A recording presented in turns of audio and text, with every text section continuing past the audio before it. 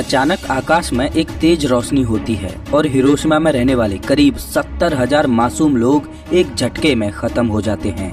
आने वाले सालों में रेडिएशन पॉइजनिंग की वजह से 70,000 लोग और मरते हैं। इसके 3 दिन बाद एक और एटॉमिक बॉम्ब नागासाकी में गिराया जाता है, जिसमें 40,000 लोग, बूढ़े, औरत और यहाँ तक कि बच्चे सभी मौत की गोद सो जाते हैं।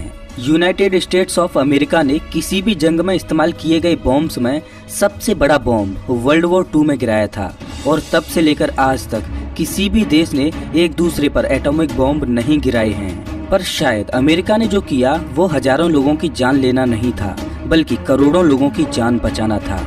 लेकिन कैसे? क्या अंत में अमेरिका ने जो किया वो सही था? इस बात का जवाब या तो आपको संतुष्टि देगा या फिर आपको और ज्यादा भड़का देगा। एक तरफ आप सोचने लगोगे कि अमेरिका ने जो किया वो सही था, वहीं दूसरी साइड की कहानी सुनने के बाद आपको लगेगा कि सीधा एटॉमिक बॉम्ब आम लोगों पर गिराना सही डिसीजन नहीं था। आखिर क्यों अमेरिका ने हिरोशिमा और नागासाकी पर बॉम्ब गिराए और क्या कोई दूसरा उपाय संभव था? जानने के लिए वीडियो को अंत तक देखते रहिए। अमेरिका और जापान के बीच की ये लड़ाई 7 दिसंबर 1941 में ऑफिशियली शुरू हो गई थी। इस दिन जापान की सेना ने पर्ल हार्बर पर अचानक हमला कर दिया था। जापान के जहाजों ने आकाश से बॉम्ब गिराए और यूएस नेवल शिप्स को तबाह कर दिया। इन जैपनीज पायलट्स का प्लान था कि वो अमेरिका के पैसिफिक फ्लीट के शिप्स को पूरी तरह से खत्म कर दें, ताकि अमेरिका चाहकर भी वॉर में हिस्सा न ले सके। अमेरिका को जंग से बाहर निकालने का एक ही तरीका था, उनके एयरक्राफ्ट कैरियर को खत्म करना। लेकिन किस्मत से जब जापान के फोर्सेज ने पर्ल हार्बर पर हमला किया, तब बहुत से एयरक्राफ्ट कैरियर्स उस बेस पर नहीं थे। वे पैसिफिक ओशियन में किसी दूसरे असाइनमेंट पर गए हुए थे। इस असाइनमेंट में यूएसए के 3 main aircraft carriers Pacific ocean में गए थे, जो कि जापानीज का सबसे जरूरी टारगेट थे। अचानक हुए इस हमले में करीब 2400 अमेरिकन सिपाहियों ने अपनी जान गंवा दी। इस हमले के बाद अमेरिका की आम जनता भड़क उठी। वो चाहते थे कि अमेरिका इस हमले का जोर शोर से बदला ले। मैं आपको बता दूं कि इस एक घटना की वजह से ही अगले 3.5 सालों में वो सारी चीजें होने वाली हैं जिनसे लाखों लोगों की जान चली जाएंगी, और इन सभी चीजों की शुरुआत जापान ने अमेरिका पर हमला करके की थी। अब अमेरिका को भी पैसिफिक में जापान के साथ युद्ध की घोषणा करनी पड़ी। ये तब का समय था जब 50 से भी ज्यादा देश एक दूसरे के साथ युद्ध कर रहे थे। अमेरिका और ब्रिटेन जैसे देश अलाइड पावर्स नाम के ग्रुप में थे, वहीं जापान और जर्मनी जैसे देश एक्सेस पावर्स नाम के ग्रुप में थे। अब अमेरिका और जापान के बीच चूहे और बिल्ली का खेल शुरू हो गया था। इन दोनों ही आर्मीज का मकसद था कि वो ज्यादा से ज्यादा पैसिफिक ओशियन के पानी को कंट्रोल करें। अमेरिका की फोर्सेज एक आइलैंड से दूसरे आइलैंड पर कब्जा कर रही थी और रास्ते में अपने संसाधनों को भी खत्म कर रही थी। अमेरिका का मकसद बहुत ही क्लियर था। वो एक ऐसे आइलैंड को अपना आर्मी बेस बनाना चाहते थे जो जापान से बहुत करीब हो और जहां से अमेरिका के प्लेन्स टेक ऑफ करके सीधा जापान की सरजमी पर हमला कर सकें। जापान अच्छे से जानता था कि अमेरिका आर्मी के मामले में एक सुपर पावर है, इसीलिए वो लोग बिना सोचे समझे अमेरिका पर हमला नहीं कर सकते थे।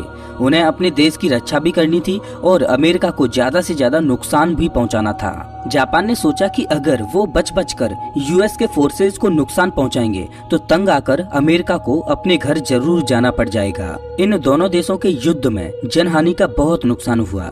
पैसिफिक और ईस्ट एशिया के आइलैंड पर जो आम लोग रहते थे वो इन दोनों देशों के वॉर के बीच फंस गए। उन्हें इन दोनों देशों से कोई लेना देना नहीं था, लेकिन तब भी उन्हें बहुत नुकसान झेलना पड़ा। जापान और अमेरिका दोनों ही पीछे नहीं हट रहे थे और इन आइलैंड्स को लेने और देने का गेम भी अमेरिका पर भारी पड़ रहा था। कोई तो बहुत ही कठोर फैसला लेने का वक्त था।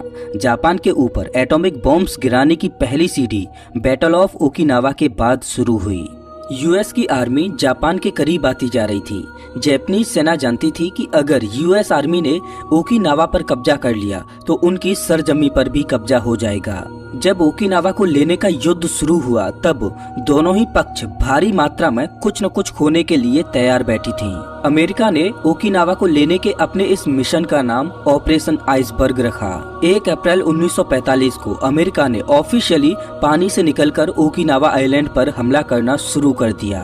बहुत सारे बोट्स में सैनिकों को डाला गया और आइलैंड के बीच पर लाकर छोड़ा गया। बीच पर कदम रखते ही यूएस आर्मी ने जापान की आर्मी पर हमला कर दिया।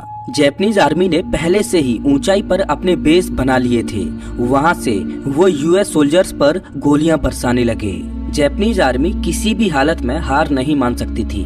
जापानीज सेना का एक ही मकसद होता है कि जब तक आखिरी सैनिक जिंदा है तब तक लड़ते रहो, पर कभी भी आत्मसमर्पण मत करो। यूएस आर्मी का मेन टारगेट ओकिनावा आइलैंड पर मौजूद केडेना एयर बेस को लेना था, जहां से वो जापान के मेन आइलैंड पर अपने जहाजों से हमला कर सकते थे। जापान की टेरिटरी पर कब्जा करने के इस मिशन का नाम ऑपरेशन डाउनफॉल था। हजारों जहाजों की मदद से ओकिनावा आइलैंड पर हमला किया गया, पर जापानीज भी अंदर तक छुपकर बैठे हुए थे। अपनी कमिकाज मिसाइल की मदद से वो अमेरिका को बहुत नुकसान पहुंचा रहे थे। दोनों तरफ से खून की नदियां बह रही थीं। कहा जाता है कि बैटल ऑफ ओकिनावा में जितने लोगों की जानें गईं, उतनी पैसिफिक ओशियन के किसी भी जंग में नहीं गईं। करीब 1,60,000 सेना के जवान इस लड़ाई में मारे गए थे। यूनाइटेड स्टेट्स ऑफ अमेरिका ने 50,000 लोगों को खो दिया था, वहीं जापान ने 80,000 जानें खो दी थीं। सबसे दुखद बात तो ये है कि बहुत सी ऐसी जानें गई थीं जो मिलिट्री की थी ही नहीं। ओकिनावा आइलैंड पर रहने वाले लोकल लोग इस वॉर में बुरी तरह से फंस गए और अपनी जान गंवा बैठे। बहुत से लोगों को जापानीज आर्मी ने अपने अंडर लेकर दुश्मन से लड़ने पर मजबूर किया था। वहीं बहुत से लोग तो ऐसे भी थे जो अपने घर में सुरक्षित बैठे हुए थे, लेकिन हवा में एक बॉम्ब गिराकर उन्हें मार दिया गया। कई महीनों तक चली इस लड़ाई के बाद फाइनली अमेरिका उस एयरबेस पर कब्जा करने में सफल हो गया, लेकिन इस जीत के बाद भी उनकी परेशानी खत्म नहीं हुई थी। जापानीज सेना की छोटी छोटी टुकड़ी आइलैंड पर हर जगह पर फैली हुई थी। वे लोग बिना डरे कभी भी अमेरिकन सिपाहियों पर हमला कर देते थे। वे लोग जंगलों में छुपने में माहिर थे। जब भी उन्हें पता चलता कि अमेरिका कुछ प्लान करने की कोशिश कर रहा है, तो वे तुरंत उन पर हमला करके उस प्लान को नष्ट करने की कोशिश करते। अब ऐसे दुश्मन से अमेरिका भी कैसे लड़े जो जंगल में छुपकर कभी भी वॉर कर सकता है। जापानीज सेना घात लगाकर जंगल में बैठी रहती थी। जब भी कोई अमेरिकन सोल्जर पहरा देने वहां आता तो वो उनका शिकार बन जाता। यहाँ तक कि इन जंगलों में रहने वाले सैनिकों को ये तक नहीं पता चला था कि अमेरिका ने एटम बॉम्ब गिराकर जापान को हरा दिया था। वॉर खत्म होने के बाद भी वे लोग अमेरिका पर हमला कर रहे थे। बैटल ऑफ ओकिनावा में हुए जनहानि का नाश देखकर अमेरिका सदमे में आ गया था। अगर इतने छोटे से आइलैंड पर कब्जा करने के लिए उन्हें इतना नुकसान झेलना पड़ रहा है, तो जब वे जापान की मेन सरजमी पर कब्जा करने जाएंगे तो क्या होगा। इस मिशन में जो नुकसान होगा उस बात का अंदाजा तक अमेरिका नहीं लगा पा रहा था। और सिर्फ इतना ही नहीं, अगर अमेरिका किसी भी तरह से जापान पर कब्जा करने में सफल भी हो जाता है, तब भी उन्हें सालों का समय लग जाएगा वहां पर शांति बनाने में। जापानीज किसी भी हालत में अपनी जमीन को उनके हवाले नहीं करेंगे। अमेरिका को कोई और रास्ता ढूंढना था जिससे जापान अपने आप आत्मसमर्पण कर ले। जब पैसिफिक ओशियन में बैटल ऑफ ओकिनावा चल रही थी, तभी यूएसए के प्रेसिडेंट फ्रैंकलिन रूजवेल्ट की जान चली गई। इसके बाद हैरी ट्रूमैन ने अमेरिका के अगले राष्ट्रपति होने की शपथ ली। हैरी तुरंत पैसिफिक ओशियन में चल रहे वॉर को लेकर कठोर फैसले लेने लगे। जब उन्हें पता चला कि ओकिनावा को लेने में उन्हें कितना नुकसान हुआ है, तो उन्होंने अपने सलाहकारों से कोई दूसरा उपाय मांगा। ऐसा उपाय जिससे जापान तुरंत आत्मसमर्पण कर ले। वे चाहते थे कि इस उपाय में यूएसए के सैनिक कम से कम मारे जाएं। लेकिन बदकिस्मती से इस परेशानी का कोई भी सिंपल हल नहीं था। ये बात क्लियर थी कि जापान के एम्परर हिरोहितो अपने मन से आत्मसमर्पण नहीं करेंगे। सच कहूँ तो जापान के लोगों को लग रहा था कि वे लोग इस वॉर को आसानी से जीत जाएंगे, और तो और आम लोग भी इस लड़ाई को जीतने के लिए अपनी जान देने को तैयार थे। बच्चे, बूढ़े, जवान, कोई भी हो, वे लोग मर जाते, लेकिन अमेरिका के सामने सरेंडर नहीं करते। इसका मतलब ये था कि हैरी ट्रूमैन चाहे कुछ भी करने का फैसला लें, बहुत सारे लोगों की जान जाना निश्चित था। बस सवाल ये था कि आखिर कितने लोगों की जान दी जाए जिसके बाद वर्ल्ड वॉर 2 फाइनली खत्म होगा। प्रेसिडेंट बनने के कुछ ही समय बाद ट्रूमैन को टॉप सीक्रेट हथियार के बारे में बताया जाता है, जिसे मेक्सिको के वैज्ञानिक बना रहे थे। इसे मैनहट्टन प्रोजेक्ट के नाम से बुलाया जा रहा था। इसमें काम करने वाली टीम सबसे पहली बार न्यूयॉर्क सिटी में मिली थी, और यही वो टीम थी जो एटॉमिक बॉम्ब का आविष्कार करने वाली थी। 16 जुलाई 1945 को पहले न्यूक्लियर बॉम्ब का सक्सेसफुली टेस्ट किया गया। ट्रूमैन ने जब इस बॉम्ब की शक्ति देखी तो उसे यकीन हो गया कि वॉर को खत्म करने का ये अच्छा हथियार हो सकता है। ट्रूमैन ने अपने सलाहकारों की कमेटी से एडवाइस ली और जानने की कोशिश की कि क्या एटॉमिक बॉम्ब से जंग को खत्म किया जा सकता है। टेस्ट में जब इन सलाहकारों ने इस बॉम्ब की शक्ति को देखा तब वो इसे इस्तेमाल करने से सहम गए थे। वो जानते थे कि अगर अमेरिका ने जापान पर एटॉमिक बॉम्ब से हमला किया तो लाखों मासूम लोगों की जानें चली जाएंगी। लेकिन दूसरी तरफ अगर अमेरिका धीरे धीरे करके जापान की जमीन पर कब्जा करने की कोशिश करता है तब भी बहुत सारे लोगों की जान चली जाएंगी, चाहे वो अमेरिका के लोग हों या फिर जापान के। कमेटी के ज्यादातर मेंबर्स का कहना था कि एटॉमिक बॉम्ब का इस्तेमाल किया जाना चाहिए। अपने सलाहकारों की बात मानकर हैरी ट्रूमैन ने 26 जुलाई 1945 को पोट्सडैम डिक्लेरेशन इशू किया, जिसमें उन्होंने जापान से कहा कि वो बिना कोई शर्त के तुरंत आत्मसमर्पण कर दे।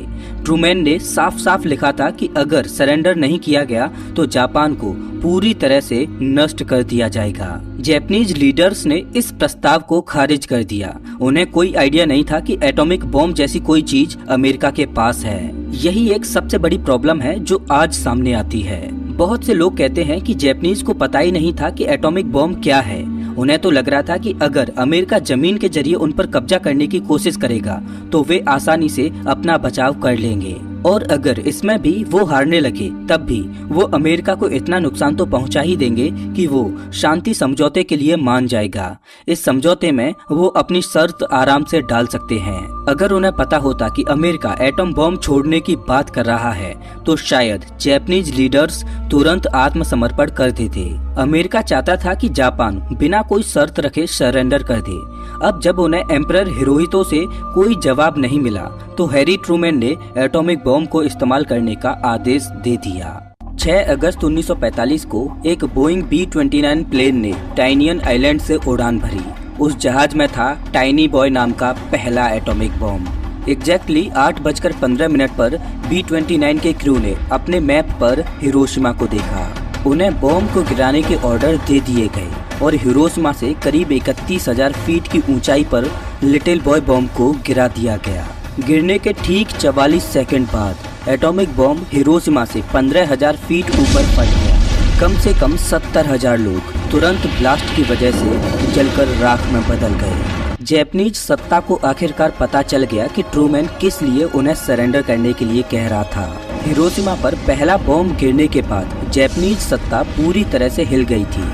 ये बात आज तक क्लियर नहीं है कि उनके ऑफिस में बॉम्ब के गिरने के बाद क्या डिस्कशन हुआ, पर जब 3 दिन तक अमेरिका को कोई भी जवाब नहीं मिला तो अमेरिका ने एक और एटॉम बॉम्ब नागासाकी पर गिराने का फैसला किया। 9 अगस्त 1945 को एक दूसरा एटॉम बॉम्ब जिसका नाम फैटमैन था उसे एक प्लेन में डालकर ले जाया गया और नागासाकी पर गिरा दिया गया। बॉम्ब के गिरने की वजह से 40,000 लोग एक ही बार में खत्म हो गए। केवल एक हफ्ते के अंदर हिरोशिमा और नागासाकी दुनिया के नक्शे से गायब कर दिए गए। जापानीज अब आत्मसमर्पण के लिए तैयार हो गए और 2 सितंबर 1945 को जापान ने ऑफिशियली अपना सरेंडर साइन कर दिया।